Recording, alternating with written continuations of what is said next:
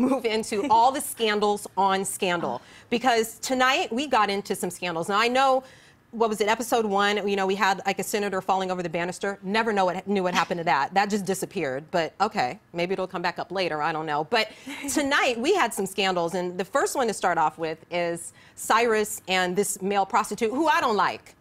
I don't like him. There's so many stories. He has so many things going on. He's going to other people. He's in on it. But the Cyrus thing is so weird. When he calls him and he's like, oh, okay, and he hangs up and he's like, okay, Cyrus Beene. He's like, Michael, whatever. Like, I can't believe that, like, the chief of staff, like, he's able to talk to him, he's doing all this stuff, and he doesn't even know the guy's last name. Like, he is so strong in so many ways, and then just so weak in other. Like, I don't get how, like, you could be that stupid as the chief of staff. Well, he's just vulnerable, I think, emotionally, and I just feel like this guy, I mean, he's young, he's handsome, he seems to be educated. I think Cyrus did a little homework on him and found out that he was a student or whatever at George Washington. If I'm correct with that, I'm sorry if I'm wrong with that. But I just feel like he's young and he's sexy, and it kind of reminds him maybe a little bit of James and when they first met and all that kind of stuff. You know what I mean? And James convincing him. But is he being paid?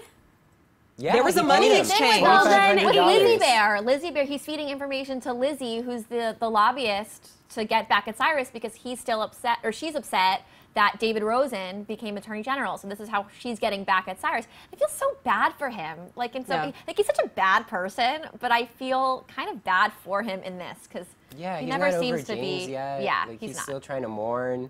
And I don't get Lizzie's story. Like, this whole thing is not weaving together for me. Like, Lizzie's story, I get that she's a lobbyist and that she doesn't like the David Rosen, appointment or whatever. I don't get her yet. I guess I'm not supposed to, and that's, Shonda Rhimes, that's her way of, like, I mean, we obviously have all boarded the Shonda roller coaster. We have no idea where it's going. I feel like I'm just going up, up, up, up, up, and I haven't quite, the dip is coming, but I don't know who Lizzie Bear is. No, I think that's kind of the point. Okay. I think that we are kind of slowly starting to learn more information about her. I mean, we saw her with her kid today at school talking to the other lobbyists. So I think we're starting to learn more information about her. As we talked about last week, her role is very secretive. Okay. So I think they're keeping her kind of tight-lipped for a little while. But we're still early in the season. So much happened. I don't know. I wanted to just go. But yeah. Okay, well, there was another scandal with the MILF and the murder. That was the craziest scandal I've seen so far. That was all of our faces were like, that was insane. That was so twisted and well thought out. Like, props to you, Shonda. I'm excited that they're bringing back, like, scandals that we have no idea. Like, it came out of, like, the woodwork. We're like, I did not see that coming. It's so juicy and it's so good. I'm excited that we're getting back into, like, the whole premise of the show, of the first season, where it's, like, kind of random scandals tying into Olivia's main arc, I guess. But I did not see that coming. This was a juicy scandal. I feel like it was kind of like season 1 of Scandal when we were just, getting to know what the show was going to be about, and there were all these twists and turns that we didn't see. I feel like that kind of brought me back to that season. I love this scandal because it was truly scandalous. I mean, I thought, I couldn't even imagine. I was like, where are they going? I knew it was something that happened. This is Olivia's, classmate from law school. But I was like, where is this going? She's looking for her daughter. I mean, it just seemed kind of weird to me. And then all of a sudden, like, she's with her daughter's boyfriend, and I was like, oh, here we go. I mean, this is why we love Scandal. It takes us to those places where it's like, we're not supposed to talk about that, and and then she kills her daughter. I could not believe that she actually killed her daughter. Like, there's people out there that do this? Right. And had Olivia find her, because I don't care what she says. I know Olivia asked her when she pushed her up against the wall.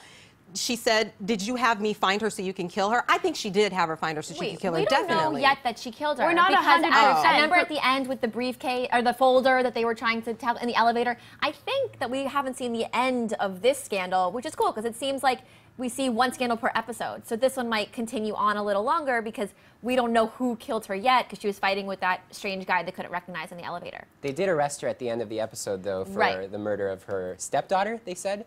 Okay. So we'll see what happens, I guess. Yeah, I think it's going to get even more juicy, and I think that we're going to find out something completely different, and I think that it's going to become such of a big case that Olivia's going to, like, get back in it.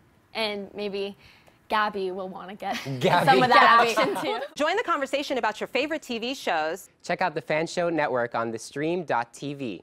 Be sure to like us on Facebook, follow us on Twitter, and subscribe now.